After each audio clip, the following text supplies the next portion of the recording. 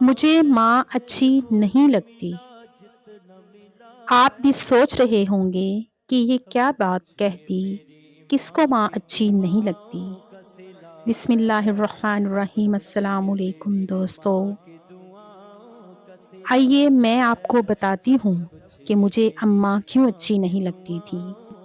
چھوٹی قمیضوں کا رواج ہو تو میری لمبی لمبی قمیضیں سلواتی، اور جب لمبی قمیضوں کا دور آیا تو انہوں نے لمبی قمیضوں کو کٹوا کر گھٹنوں تک کروا دیا۔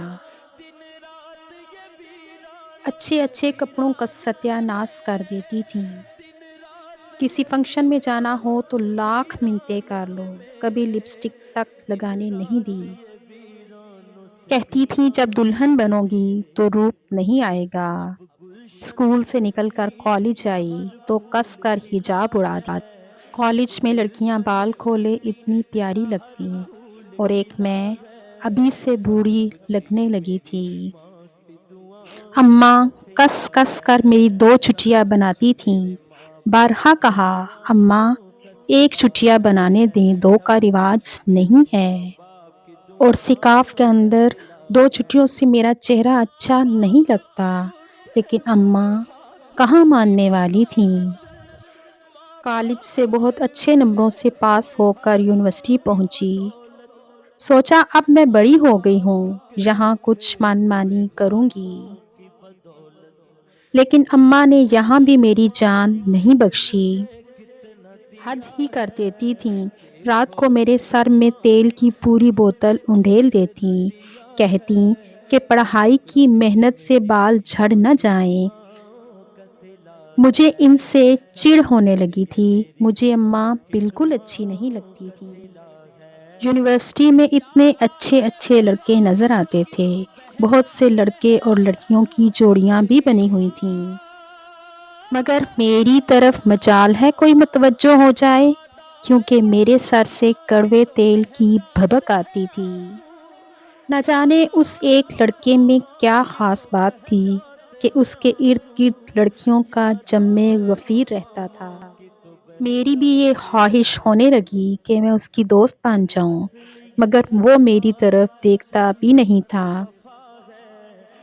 اس وقت میری ایک سہیلی نے یہ کہا، دیکھو یاد رکھنا، تم جیسی ہو اسی طرح کے لوگ تمہیں ملیں گے۔ میں نے اس حقیقت کو تسلیم کر لیا اور پوری طرح پڑھائی میں مصروف ہو گئی۔ وقت گزرتا گیا، پڑھائی مکمل ہوئی، رزلٹ آ گیا۔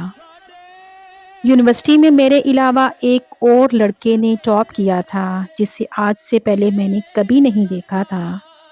میری سہیلی کا کہنا سچ ثابت ہوا، اور میری شادی میرے جیسے اسی ٹاپ کرنے والے لڑکے سے ہو گئی، جس کو میں یونیورسٹی میں کوئی نہیں جانتا تھا۔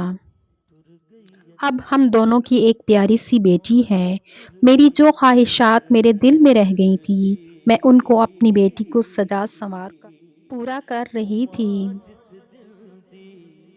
جب لوگ اسے ستائشی نگاہوں سے دیکھتے ہیں تو میں باغ باغ ہو جاتی۔ اب وہ بڑی ہو رہی تھی، اس کی چال ڈال میں مجھے ادائیں نظر آنے لگی۔ وہ جہاں سے گزرتی لوگ مڑ مڑ کر اسے دیکھتے، پر مجھے اب یہ اچھا نہیں لگتا تھا، بلکہ سچ پوچھیں تو بہت برا لگتا ہے۔ میں نہیں چاہتی تھی کہ اسے کوئی بھی ایسی نگاہوں سے دیکھے۔ آج مجھے شدت سے اماں یاد آ رہی ہیں، اور مجھے اماں کی وہ پابندیاں بھی یاد آ رہی ہیں، جن کی وجہ سے وہ مجھے برا لگا کرتی تھیں۔ اب مجھے اماں بہت اچھی لگ رہی ہیں۔